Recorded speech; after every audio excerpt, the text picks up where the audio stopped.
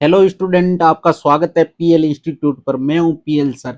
आज अपन पढ़ेंगे क्लास 8 की एनसीईआरटी में आरबीएससी की बुक है जो जिसके अंदर पहला चैप्टर है परिमेय संख्या यानी रेशनल नंबर।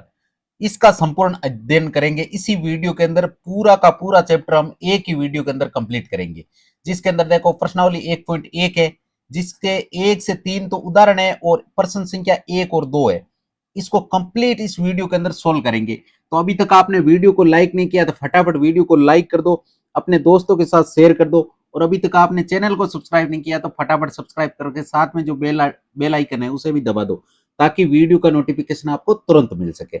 अब देखिए किस टाइप से इसका चैप्टर है, इसका सारी बेसिक थ्योरी से अपन समझेंगे स्टेप बाय स्टेप। अगर आपने शुरू से लेकर लास्ट तक इस वीडियो को एक बार कंप्लीट देख लिया ना, तो आपके सारे डाउट क्लियर हो जाएंगे। और किसी भी प्रकार का और भी अगर कोई डाउट रहता तो नीचे आप कमेंट में लिख सकते हो, ताकि उसका आपको सेपरेट एक वीडियो बना देंगे और किसी भी प्रकार का आपके डाउट नहीं रखेंगे। इस बार बोर्ड में बट्टा में से बट्टा एंड 100 आउट ऑफ 100 आपको नंबर दे जाने की मैं गारंटी लेता हूं, आप अगर मेरे सिलेबस का फॉलो करते हो तो। अब देखिए इसका बेसिक यही कहता है कि प्रीमिय संख्या रेशनल नंबर के में संख्याओं के प्रकार। अब संख्याएं कौन कौन सी होती है? संख्याओं में देखो, हमने यहाँ 12 प्रकार की संख्या लिखी है, बाकी संख्याएं तो और प्रकार की होती है, लेकिन यहाँ पे 12 प्रकार की संख्या मैंने मेंशन की है। अगर कोई और भी छूट गई है तो आप नीचे कमेंट बता सकते हो, कमेंट में लिख सकते हो, उसको मैं बता दूंगा। अब देखिए सबसे पहले प्राकृतिक संख्या। प्राकृतिक संख्या को मतलब होता है, इंग्लिश में इसे नेचुरल नंबर कहते हैं, जो होती है आपके 1 2 3 4 यानी अनंत तक चलती है। यानी प्राकृतिक संख्या किसे कहते हैं? एक से लेके अनंत तक चलने वाली जितनी भी संख्या होती है वो सारी प्राकृतिक संख्या होती है। फिर आती है सम संख्या। सम संख्या वो होती है जिस संख्या के अंदर दो का भाग पूरा पूरा जाता है, वो सम संख्या कहलाती है। जैसे 2 4 6 8 10 12 14 16, जिसमें दो का सारों में नंबरों में जिस भी संख्या में भाग जाता है वो सारी सम संख्या कहलाती है। और सम संख्या की पहचान भी क्या होती है? सम संख्या की पहचान होती है कि इकाई के स्थान पे 0 2 4 6 या 8 आए तो वो 100% सम संख्या होगी। फिर आती है विषम संख्या। विषम संख्या की पहचान जो सम संख्या होती है वो तो सम संख्या होती है, जो सम संख्या नहीं होती है, जो सम संख्या की कैटेगरी में नहीं आती, वो विषम संख्या होती है। विषम संख्या का मतलब जिसमें 1 3 5 7 9 11 13 जो भी संख्या है ये सारी विषम संख्या कहलाती है। और विषम संख्या के अंदर दो का भाग पूरा पूरा नहीं जाता है। फिर आती है पूर्णांक संख्या। पूर्णांक संख्या जिसमें आपके देखो जीरो जीरो से इधर माइनस में 1 -2 -3 -4 -5 इसी प्रकार प्लस की ओर बढ़ रहा है। यानी दोनों दोनों तरफ जीरो से लेके यानी माइनस यानी ऋणात्मक अनंत तक और धनात्मक अनंत तक जो भी संख्या आती है वो सारी संख्या पूर्णांक संख्या होती है, जिसे हम किससे दर्शाते हैं? जिसे हम रेखा से दर्शाते हैं। आगे अपन इसका सारा फॉर्मेट भी पढ़ेंगे, एक बार मैं बेसिक थ्योरी से ये बता रहा हूं आपको। फिर आती है आपके पूर्ण संख्या। अब पूर्ण संख्या और प्राकृत संख्या में इतना ही अंतर होता है कि प्राकृत संख्या के परिवार में हम जीरो सम्मिलित कर लेते हैं। भाई प्राकृत संख्या और पूर्ण संख्या में अंतर इतना ही है कि पूर्ण संख्या में जीरो होता है, प्राकृत संख्या में जीरो नहीं होता है। अब मैं सवाल यहां से एक सवाल बनता है कि सारी प्राकृत संख्या क्या पूर्ण संख्या होती है? हाँ होती है। लेकिन सारी पूर्ण संख्या क्या प्राकृत संख्या होती है? नहीं होती, क्योंकि जीरो नहीं होता, जीरो प्राकृत संख्या नहीं होती है। तो अब आती है भाज्य संख्या। भाज्य संख्या वो होती है जिसके अंदर भाग जाता है, एक और खुद के अलावा भी भाग जाता है। जिसके अंदर मान लीजिए भाई दो है, दो में दो का जाता है, चार का जाता है और एक का जाता है, यानी एक में खुद के अलावा किसी भी संख्या का भाग जाता है तो वो संख्या भाज्य संख्या कहलाती है। यहाँ पे एक नोट डाला हुआ है कि संख्या एक, जो नंबर एक है ना, वो न तो भाज्य होता है नहीं अभाज्य होता है। नंबर एक संख्या एक ऐसी है, इसका सवाल भी बनता है, कभी कभी शॉर्ट सवाल पूछ लेते हैं कि क्या संख्या एक है, नंबर एक है, जैसे एक नंबर होता है ना, वो संख्या भाज्य है या नहीं है, भाज्य है या अभाज्य है, तो वहां पे अपन लिखेंगे न तो भाज्य नहीं अभाज्य। इसी प्रकार अगला आएगा आपके अभाज्य संख्या। अभाज्य संख्या वो होती है 2 3। देखो भाज्य तो होती है 4 8, यहाँ पे 4 8 8, यहाँ पर 6 भी आ जाएगा, 4 के बाद में 6 है ना, ये भी आपके कौन सी होती है? भाज्य ही होती है। अब इनको छोड़ के जो संख्या आएगी वो अभाज्य आएगी। अभाज्य में 2 3 5 7, तो यहां से एक छोटा सवाल बनता है कि सबसे छोटी भाज्य संख्या कौन सी होती है? सबसे छोटी भाज्य संख्या 4 होती है और अभाज्य संख्या 2 होती है। तो इसका मतलब एक बच गया ना, बीच में एक बच गया, एक एक ऐसा नंबर होता है जो न भाज्य होता है नहीं अभाज्य होता है। तो सबसे पहले अगर सवाल आपसे ये पूछे कि सबसे छोटी भाज्य संख्या कौन सी होती है, 4, और अभाज्य संख्या 2, और 2 एक ऐसा नंबर है, 2 एक ऐसी संख्या है जो एक सम है। बाकी अभाज्य संख्या में ऐसी कोई संख्या नहीं है जो सम है, लेकिन 2 ही एक ऐसी, यानी ऐसा सवाल भी पूछ सकते हैं कि अभाज्य संख्या के परिवार में ऐसी कौन सी संख्या जो एक सम संख्या भी है, तो साथ में वो 2 होती है। तो ऐसे छोटे छोटे सवाल यहां से बनते हैं। फिर आएगा 8 नंबर। 8 नंबर सहअभाज्य संख्या। सहअभाज्य संख्या किसे कहते हैं, जिन दो संख्याओं का महत्तम समापवर्तक 1 होता है। अब दो संख्याओं का जोड़ा, जैसे मान लीजिए मैंने संख्या ले ली, एक तो ले ली मैंने यहां पर माना कि 8, और एक मैंने संख्या ले ली आपके 9, और 8 और 9 दोनों ही देखो, ये भी भाज्य है, ये भी भाज्य है, लेकिन इन दोनों संख्याओं का एचसीएफ है ना, एचसीएफ 1 आएगा, यानी कॉमन फैक्टर 1 आएगा, यानी दोनों में 1 का भाग जाता है। इसका मतलब ऐसी संख्या होती है जिन दो संख्याओं को, उनको सहअभाज्य संख्या कहते हैं, यानी इनके साथ में सहअभाज्य संख्या होती है। फिर आती है आपके परिमेय संख्या। परिमेय संख्या उसे कहते हैं जिसे P बटा Q के रूप में लिख सकते हैं, जो सारा चैप्टर ही आपके इस पे ही आधारित है, और इसके लिए हमने सारी संख्या दूसरे का जिक्र किया, दूसरी आपको रिवाइज करवाई है, बाकी मेन चैप्टर तो इस पे ही है। अब परिमेय संख्या किसे कहते हैं, जिस संख्या को P बटा Q के रूप में लिखा जा सकता है, जैसे 5/7 है, 3/5 है, 2/5 है, 1/5 है, ये सारी नंबर परिमेय संख्या कहलाती है। फिर आती है अपरिमेय संख्या। अपरिमेय संख्या कौन सी होती है, जैसे रूट में 5 है, रूट में 2 है, या पाई।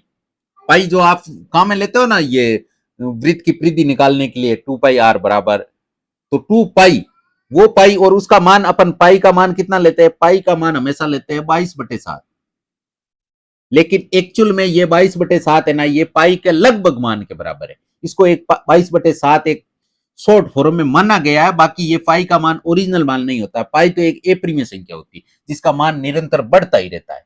और ये नंबर आ गया, देखो 0 के बाद में 10, फिर 100, फिर 1000, इस प्रकार ये चलती रहेगी। इसका मतलब ये रिपीट नहीं करेगी। जो संख्या रिपीट नहीं करती है तो उसको हम P बटा Q के रूप में नहीं लिख सकते। तो ऐसी संख्या आपकी क्या कहलाती है, अपरिमेय संख्या कहलाती है। फिर आती है वास्तविक संख्या।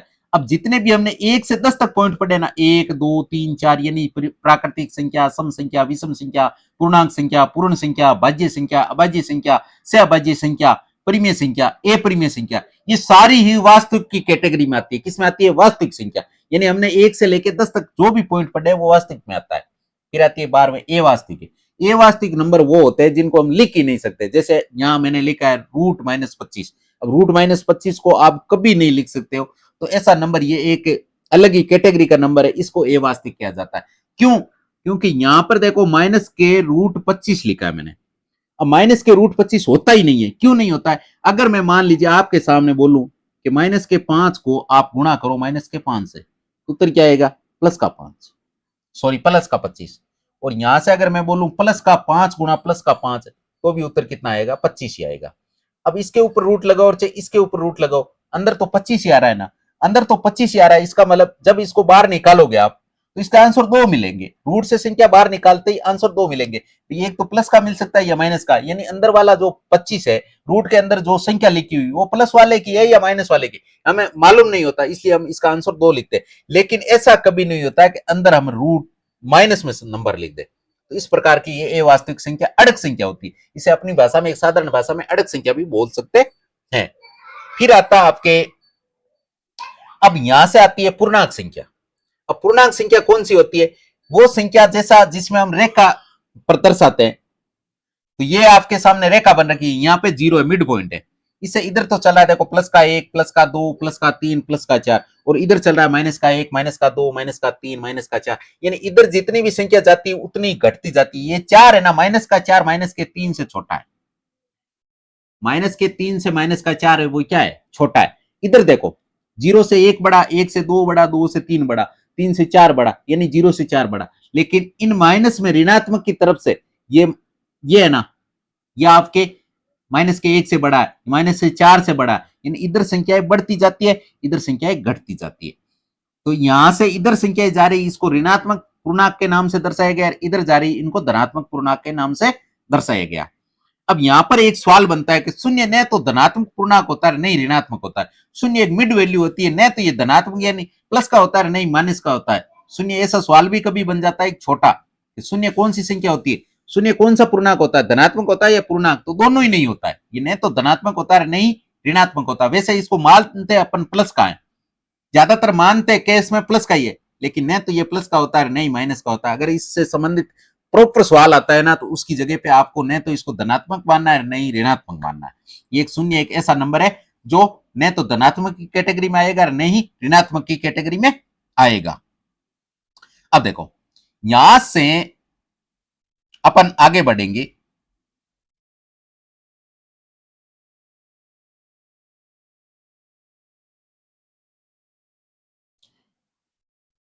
हाँ तो अब है देखो प्रीमिय संख्या, प्रीमिय संख्या किसे कहते हैं, प्रीमिय संख्या की परिभाषा है कि जिस संख्या को p बटा क्यू, जिस संख्या को p बटा क्यू यानी भिन्न के रूप में लिखा जा सकता है, जिस संख्या को हम p बटा क्यू का मतलब भिन्न के रूप में लिखा जा सकता है। जैसे भिन्न के रूप में जैसे 2/5 है, 4/7 है, ये सारी भिन्न है, तो भिन्न के रूप में लिखा जा सकता है। लेकिन q बराबर नहीं, क्या नहीं होना चाहिए, जीरो, q का मान जीरो नहीं होना चाहिए। p बटा क्यू का मतलब p बटा क्यू, तो ये q का मान है, इसकी जगह आपको जीरो नहीं रखना है, बस इसकी जगह पे जीरो नहीं होना चाहिए। क्यों नहीं होना चाहिए कि अगर मान लीजिए आप 5 में जीरो का भाग दोगे, आंसर क्या आएगा, अनंत आएगा, यानी इसका आंसर आप निकाल ही नहीं सकते हो। तो ऐसा हमें लिखना ही क्यों जरूरी है, इसका मतलब आप एक छोटी सी चीज हमेशा ध्यान रखना कि अगर किसी संख्या में हम जीरो का भाग दे रहे हैं तो बहुत बड़ा पाप कर रहे हैं। इसलिए आपको ध्यान रखना है कि जीरो का भाग कभी नहीं देना है, यानी अपन जीरो का भाग दे रहे हैं इसका मतलब बहुत बड़ा पाप कर रहे हैं। इसलिए आपको जीरो बटा में नहीं लिखना है, तो नहीं लिखना है, उसे परिमेय संख्या कहते हैं। यानी जिस संख्या को p बटा क्यू यानी भिन्न के रूप में लिखा जाता है जहां q बराबर जीरो नहीं हो, उसे परिमेय संख्या कहते हैं। ये इसकी हो गई परिभाषा। अब जैसे एग्जाम्पल के तौर पे ये दे रखे हैं 7/5, 4/5, 6/7, 3/4, ये सारे नंबर क्या होते हैं, ये सारे नंबर ही कौन से होते हैं, ये सारे ही परिमेय होते हैं।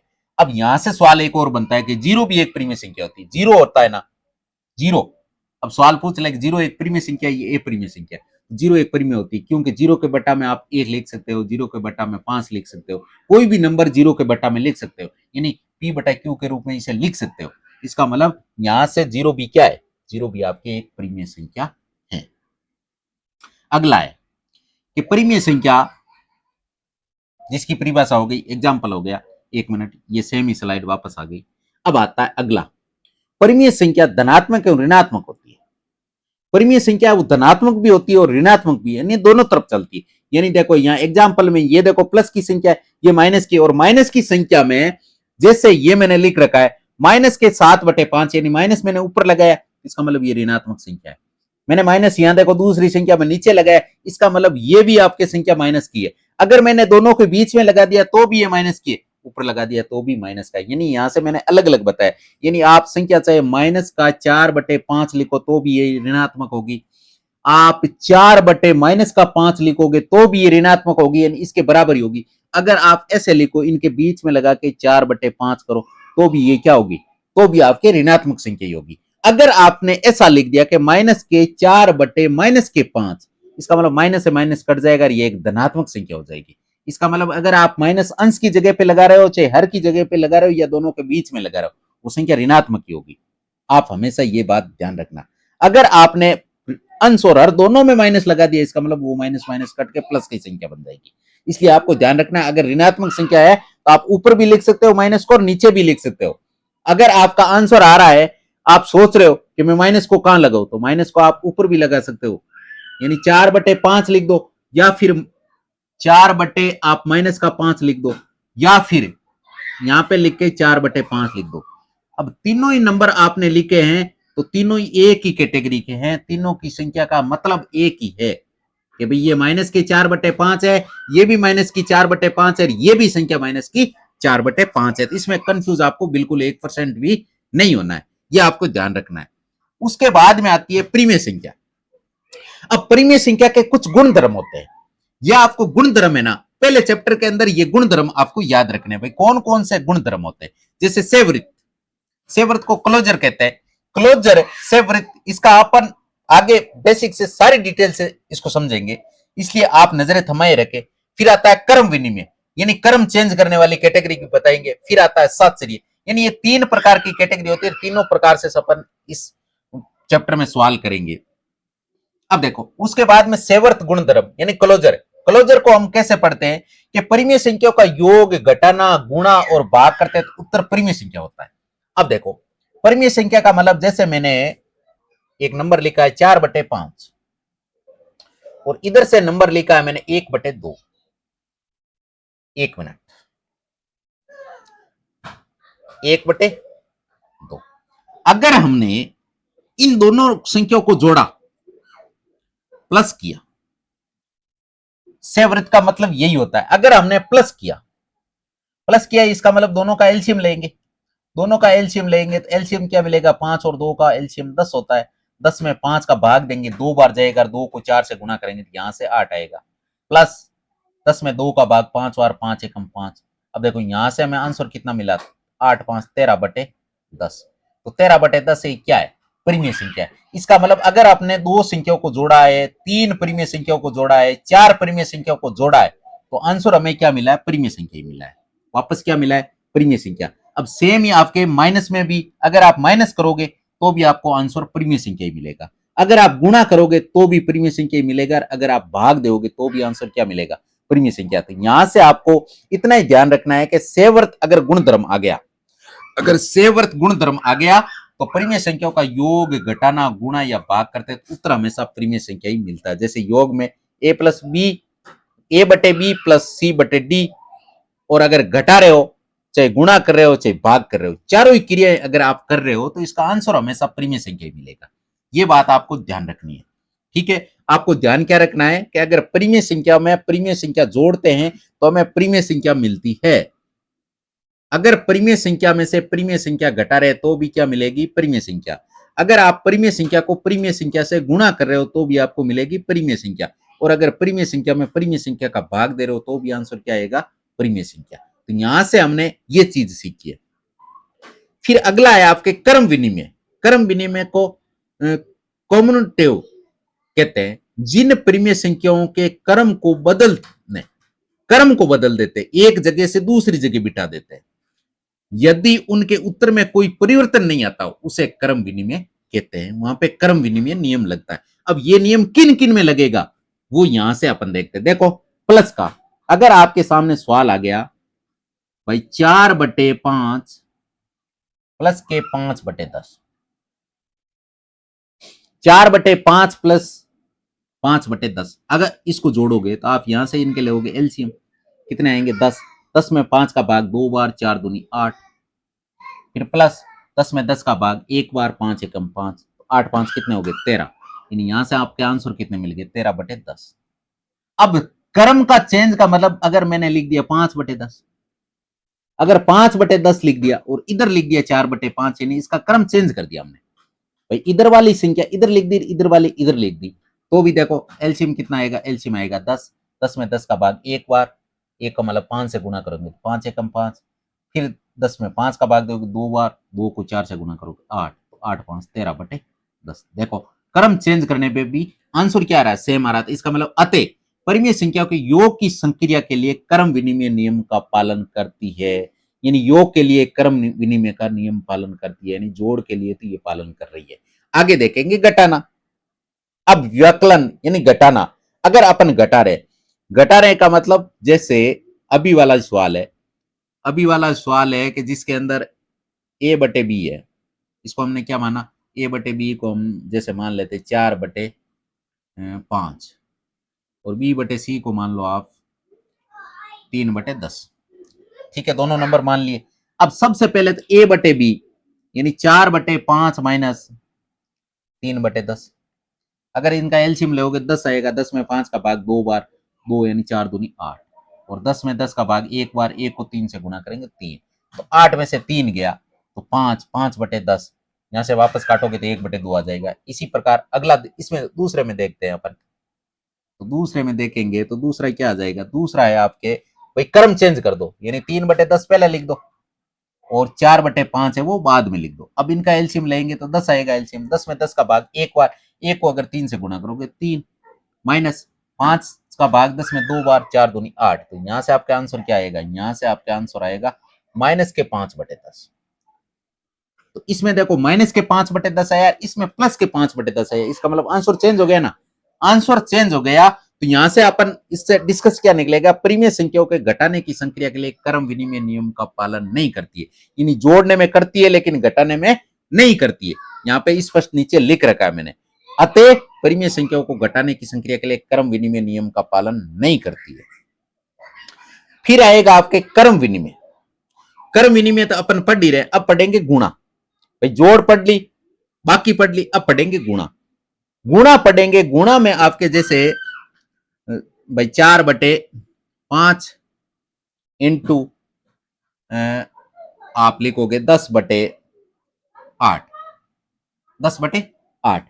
अब देखो यहां से अपन क्या करेंगे, इनको करेंगे गुणा, तो ऊपर वाले को ऊपर वाले से गुणा करेंगे 40/8 पंजे 40, यानी इसका आंसर आएगा 1/1। इसी प्रकार अगर मैंने क्रम चेंज कर दिया, यानी 10/8 कर दिया और इधर 4/5 कर दिया, तो भी आंसर क्या आएगा, 40/40 से आएगा, यानी आंसर 1/1 ही आएगा। यानी आपने गुणा किया, क्रम चेंज करके अगर आपने गुणा किया तो यहां पे क्या हुआ, परिमेय संख्याएं घटाने की संक्रिया सक्रिय के लिए क्रम विनिमय नियम का पालन करती है। अगर आप घटा रहे हो, सॉरी यहां पे घटाने का नाम गलत लिख दिया, यहां पे देखो अपन एक काम करेंगे, ये गलत है, इसकी जगह पे गुणा होगा। यानी परिमेय संख्या गुणा की संक्रिया के लिए हम कर्म विनिमय का पालन करती है। यानी देखो अब यहां से जोड़ में करती है, बाकी में नहीं करती है, गुणा में करती है, अगला देखेंगे भाग में करती या नहीं करती है। अब भाग में अपन चेक करेंगे, तो भाग में देखो जैसे संख्या लिख दी 4/5 डिवाइडेड बाई 2/10, ये नंबर लिख दिया। अब भाग में चेंज करते हैं, तो भाग में चेंज करते हैं, जैसे 4/5 है, इसको भाग में चेंज करने के लिए गुणा में, भाग को करेंगे तो गुणा में करेंगे, गुणा में करते ये उल्टा हो जाएगा, यानी 10/2 हो जाएगा। अब यहां से गुणा होते ही ये 40 और 5 दूनी 10, यहां से आंसर 4/1 आ जाएगा। लेकिन अगर हमने क्रम चेंज कर दिया, क्रम चेंज का मतलब अगर आपने 2/10 लिख दिया और फिर भाग लिख के 4/5 लिख दिया, तो क्रम चेंज करते ये 2/10 तो ये आएगा, लेकिन इस भाग को गुणा में चेंज करने के लिए उल्टा, यानी 5/4 हो जाएगा। अब देखो यहां से आंसर क्या आएगा, यहां से आंसर आएगा 5/10/40, यानी 1/4। तो उसमें तो आंसर आया 4/1, इसमें आ गया 1/4, इसका मतलब आंसर चेंज आ गया ना। आंसर चेंज आ गया तो क्या है, परिमेय संख्या यहाँ घटाने नहीं होगा, ये घटाना क्यों लिख दिया, भाग। यहाँ एक भाग की संक्रिया के लिए क्रम विनिमय नियम का पालन नहीं करती, इसका मतलब जोड़ में करती है, बाकी में नहीं करती है, गुणा में करती है, भाग में नहीं करती है। आपको क्रम विनिमय का पालन किन में कर रही है, तो जोड़ और गुणा में तो करती है, भाग और बाकी में नहीं करती है, भाग और बाकी में नहीं करती है, जोड़ और गुणा में करती है, यानी क्रम विनिमय का पालन।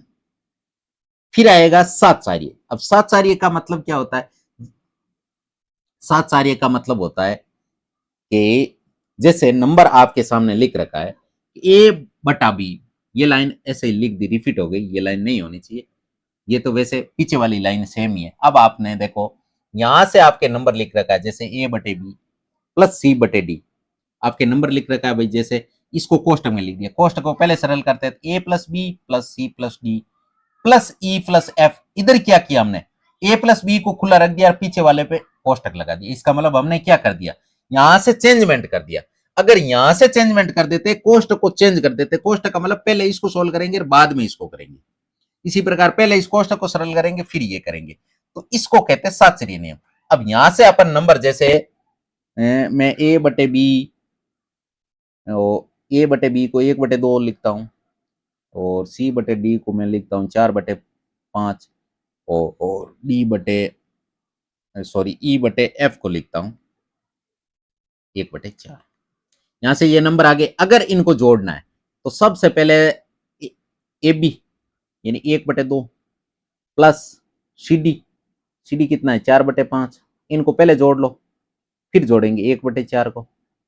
इनको अगर जोड़ेंगे तो इनका लेसे पे कितना आएगा, इनका लेसे पे आएगा 2 और 5 का लेसे पे 10 आएगा, 10 में 2 का भाग 5 बार, यानी 5 एकम 5, फिर 10 में देंगे 5 का भाग 2 बार जाएगा, 4 दूनी 8, यहां से आपको आंसर क्या मिल जाएगा, 8 5 13/10। अब 13/10 में 1/4 और जोड़ लो, तो 10 और 4 का लेसे का क्या आएगा, 20 आएगा। 20 में 10 का भाग 2 बार, 13 दूने 26, प्लस 4 का भाग देंगे तो 5 बार, 5 एकम 5, 26 5 कितने हो गए, 31/20। 31/20, इधर से 31/20 है। अब करेंगे सोल्व इसको, इसको करेंगे तो सबसे पहले a/b को छोड़ देते हैं, यानी 1/2 को अलग ले लो, प्लस यहां से c प्लस डी को ले लो। c प्लस डी, c कितना है, यानी 4/5 प्लस 1/4। इनको पहले जोड़ लो, इनको पहले जोड़ोगे तो 1/2 का तो 1/2, इनका लेंगे एलसीएम। इनका एलसीएम लेंगे, 5 और 4 का एलसीएम कितना आएगा, 20। 20 में 5 का भाग कितनी बार जाएगा, 4 बार, 4 चौक 16, प्लस 20 में 4 का भाग, 20 में 4 का भाग आपके 5 बार, 5 एकम 5, तो 16 5 कितने हो गए, यानी 1/2 प्लस ये हो गए 16 5 21/20। अब करेंगे इसको सोल्व, तो इसका एलसीएम आएगा 20।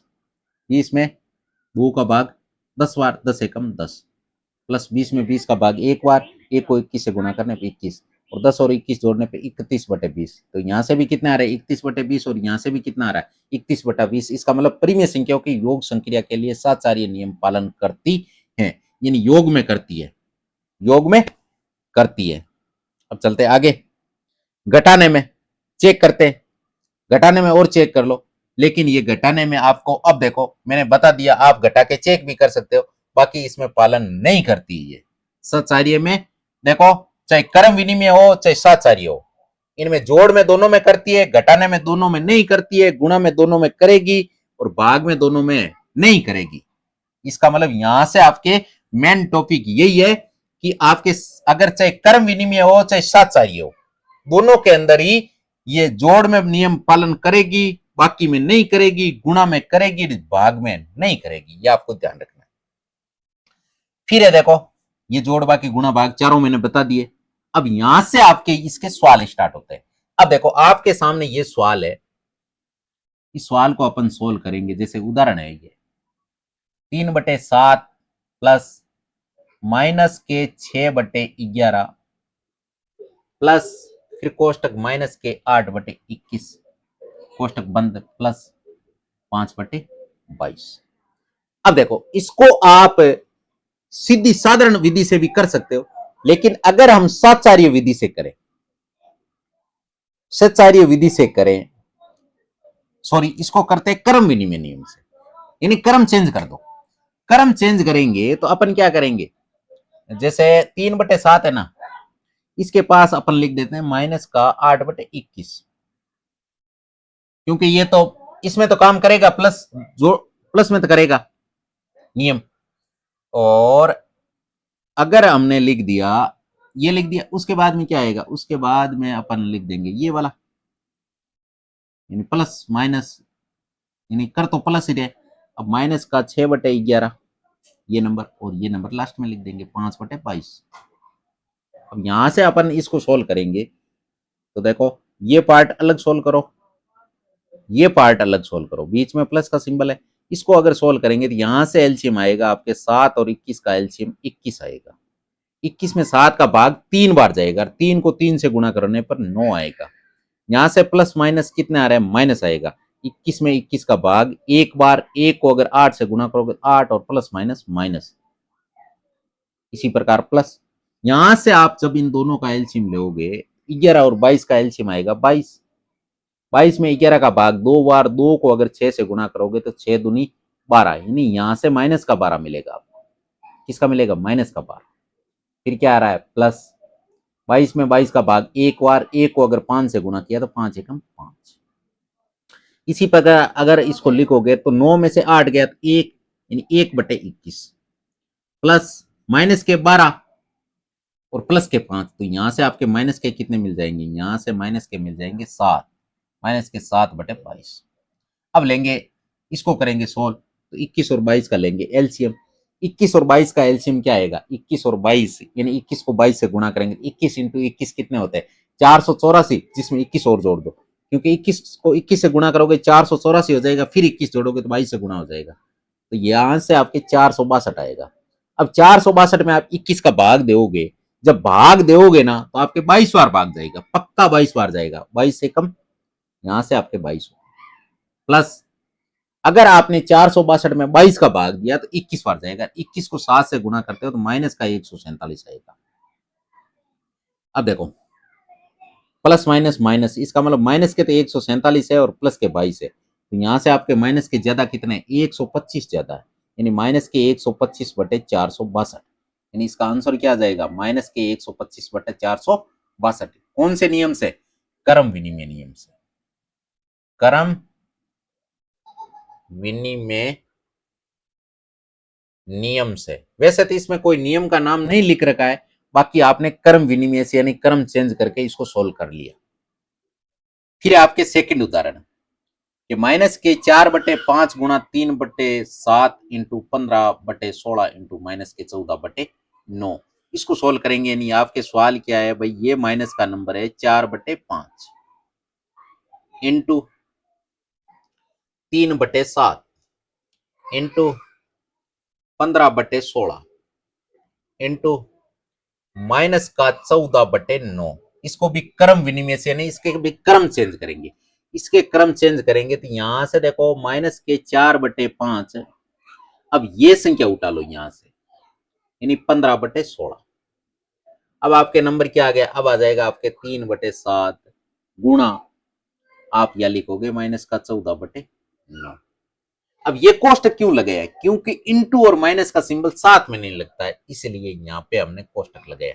अब करेंगे इसको सरल। तो सबसे पहले देखो 5 की टेबल से ये 15 कट जाएगा 3 बार, ऊपर क्या बचा, और इस 4 से ये कट जाएगा 4 बार, तो ऊपर क्या आ जाएगा, माइनस का 3 एकम 3, यानी ऊपर तो आ रहा है आपके माइनस के 3, बट्टा में क्या आ रहा है 4, यानी 3/4, और बीच में सिंबल किसका आ गया, माइनस का। अब देखो यहां से जिनसे कटते हैं उनसे काट दो, तो इस 3 से ये कट जाएगा 3 बार, और इस 7 से काटोगे तो ये कटेगा आपके 2 बार। कितनी बार, 2 बार। अब यहां से आपको माइनस के 2/3 मिल गए। अब देखो यहां से जब आप काटोगे भाई, या एक काम करो, माइनस को माइनस से गुणा करोगे तो यहां तो प्लस आएगा। अब 3 से 3 कट जाएगा, तो बचा क्या आपके 2/4, 2/4 का मतलब क्या आएगा 1/2, तो इसका आंसर क्या आ जाएगा 1/2, फाइनल आंसर इसका 1/2 आएगा। इसी प्रकार अगला तीसरा उदाहरण है, ये भी अपन कौन से नियम से करेंगे, ये भी अपन करेंगे कौन से नियम से,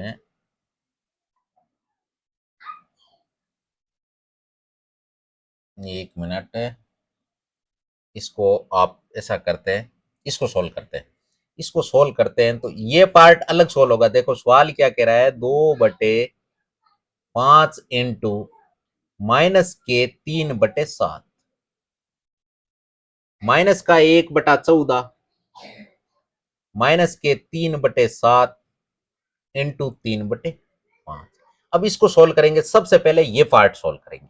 ये पार्ट सोल्व करेंगे तो जो कटते हैं उनको काट दो, बाकी कटने की कोई संभावना नहीं है। तो आप क्या करो, 2 को 3 से गुना करोगे तो यहां से आपके माइनस के 6 आ जाएंगे, और इसको इससे गुना करेंगे तो 35 आ जाएगा। फिर क्या आ जाएगा, माइनस का 1/14, फिर आएगा माइनस, फिर इसको, तो 3 3 9 और 7 पंजे 35। अब क्या करेंगे, अब आप ऐसा करोगे, यहां से लोगे इन तीनों के एलसीएम, तो 35 14 और 35 का एलसीएम आएगा आपके 70। यानी एलसीएम का मतलब यही होता है कि जिसमें तीनों का भाग जाए, तीनों का भाग जाए और वो छोटा से छोटा नंबर हो। तो 70 एक ऐसा नंबर है जिसमें 35 का भाग भी जाता है, 14 का भाग भी जाता है, इसका मतलब ऐसा नंबर 70 है।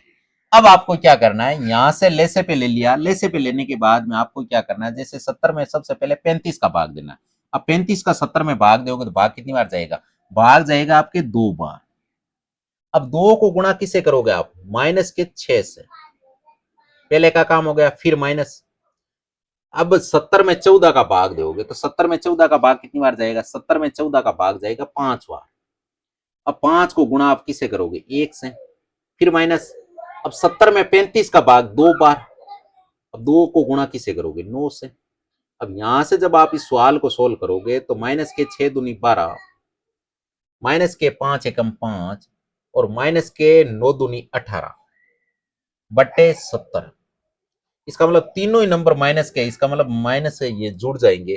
तो 18 और 12 कितने हो गए 30, 30 और 5 कितने हो गए 35, यानी माइनस के 35 बटे 70।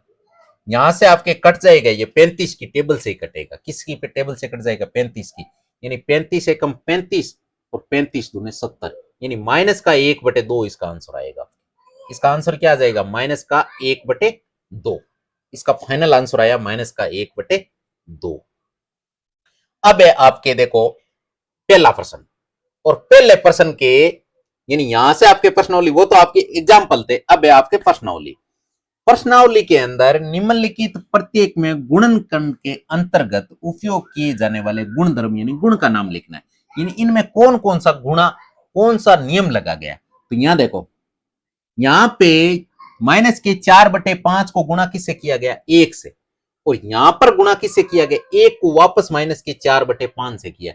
तो बराबर आपके आंसर क्या रहा है माइनस के 4/5। यानी ये आंसर तो आपको दे रखा है, लेकिन कौन सा नियम लगाया। तो यहां पे नियम लगाया देखो, 1 को गुणा किया गया तो लिखोगे 1, यानी यहां से आपके आंसर क्या आ जाएगा, यहां से आंसर आएगा 1 गुणात्मक तत्समक लिख सकते हो या नियम लिख सकते हो, तत्समक या नियम से। यानी इसमें कौन सा नियम लगा है, इसमें गुणात्मक 1 का गुणात्मक नियम लगा है, यानी 1 से गुणा किया गया। इसी प्रकार इधर देखो, माइनस के 13/17 गुणा माइनस के 2/7। इधर क्या किया देखो, 2/7 को पहले लिख दिया और 13/17 को बाद में लिख दिया। इसका मतलब क्रम चेंज कर दिया। तो यहां से क्या लिख जाएगा क्रम विनिमय, क्रम विनिमय गुणात्मक, भाई गुणा हो रहा है ना, इसका मतलब गुणात्मक नियम से। इसमें ये नियम लग गया नियम से। अब देखो, अब देखेंगे तीसरा सवाल। तीसरा सवाल क्या कह रहा है, देखो आपके सामने नंबर क्या आ रहा है माइनस के 19/29। इसको वापस गुणा किया माइन 29/-19, यानी इसी संख्या को उल्टा करके गुणा किया गया, तो आपको आंसर 1 मिला है। तो इसका मतलब हमने क्या किया, दूसरी संख्या को उल्टा कर दिया। उल्टे करने को बोलते हैं योज्य प्रतिलोम। यहां लिखोगे गुणात्मक, गुणात्मक योज्य प्रतिलोम, गुणात्मक योज्य प्रतिलोम, इसको बोलेंगे गुणात्मक योज्य प्रतिलोम। ठीक है। अब योज्य प्रतिलोम का मतलब, अगर मान लीजिए कभी कभी पूछ लेते हैं जैसे माइनस का 19/29 का योज्य प्रतिलोम बताओ, तो आपको क्या करना है, इसका उल्टा करना है, गुणा करके इसका उल्टा कर दो, आपको आंसर 1 मिलना चाहिए। आंसर क्या मिलना चाहिए 1। तो आपने लिख दिया 29/-19। अगर कोई भी नंबर दे दो, जैसे 4/5 दे दिया, इसका योज्य प्रतिलोम बताओ, तो आप क्या करोगे 5/4 लिख दोगे। इसका इसकी इसी संख्या का उल्टा, इसे कहते हैं योज्य प्रतिलोम। योज्य प्रतिलोम का मतलब होता है उसी नंबर को उल्टा करना। फिर है आपके दूसरा सवाल कि बताइए कौन से गुणधर्म गुण की सहायता से आप 1/3 इंटू 6 इंटू 4/3 को 1/3 गुणा 6 इंटू 4/3। अब देखो इसमें क्या किया, इसमें देखो कोष्टक चेंज किया गया। ऐसा हमने पीछे बताया था ना स्वेच्छाचार्य नियम में, जिसके अंदर कोष्टक पहले देखो लास्ट वाले 2 नंबरों के बाहर कोष्टक लगाता है, इसका मतलब पहले इसको सोल्व करेंगे, इसको बाद में करेंगे। इसी प्रकार अब क्या किया, कोष्टक को चेंज कर दिया, पहले वाले नंबरों के ऊपर कोष्टक लगा दिया, लास्ट वाला बिना कोष्टक लिख दिया। तो इस प्रकार के नियम को अपन क्या कहते हैं, इस प्रकार के नियम को कहते हैं सहचार्य नियम। क्या कहते हैं, सहचार्य गुणात्मक नियम, जिसके अंदर कोष्टक चेंज कर दिया गया नियम। अब है आपके, हाँ इतने ही सवाल थे, इसमें 2 सवाल थे, 3 आपके एग्जाम्पल थे। तो इसका सारा बेसिक क्राइटेरिया हमने पढ़ लिया है। अगर आपको आज का वीडियो अच्छा लगा है तो एक प्यारा सा नीचे कमेंट करना है, और अगर किसी प्रकार का आपका सुझाव है तो भी आप नीचे कमेंट बॉक्स में लिख सकते हो। और आपको साथ में और क्या करना है, अभी तक आपने वीडियो को लाइक नहीं किया तो वीडियो को फटाफट लाइक कर दो, अपने दोस्तों के साथ भी शेयर कर देना, और साथ में अगर चैनल को सब्सक्राइब नहीं किया तो चैनल को सब्सक्राइब कर लेना, और साथ में जो बेल आइकन है उसे भी दबा देना ताकि वीडियो का नोटिफिकेशन आपको तुरंत मिल सके। All the best, take care, bye bye, जय हिंद, जय भारत।